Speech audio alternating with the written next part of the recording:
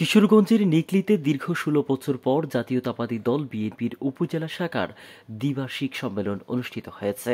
মঙ্গলবার নিকলী কেন্দ্রীয় ঈদগাহ মাঠে দুটি অধিবেশনে এই সম্মেলন অনুষ্ঠিত হয়।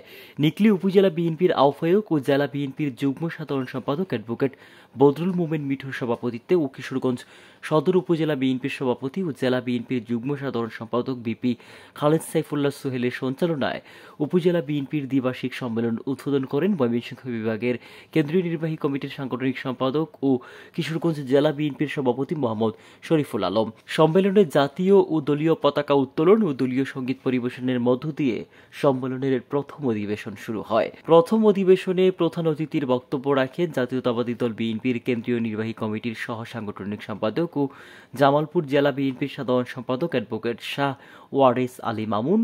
বিশেষ অতিথি কেন্দ্রীয় নির্বাহী কমিটির ময়মনসিংহ বিভাগের আবু ওয়াহাব আকন্দ, বিএনপির নির্বাহী কমিটির সদস্য লায়লা বেগম, বিএনপির জাতীয় নির্বাহী কমিটির সদস্য শেখ মুজিবুর রহমান ইকবাল।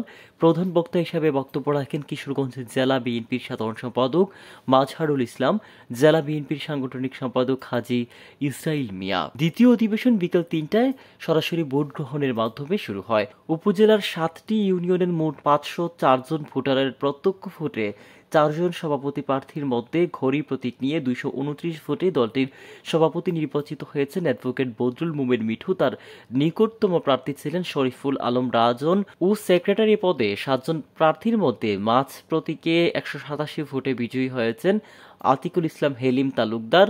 তার নিকটতম প্রার্থী ছিলেন অ্যাডভোকেট জিল্লুর রহমান। কিশোরগঞ্জের নিকলী থেকে আলমগীর হোসেনের রিপোর্ট, আমার বার্তা।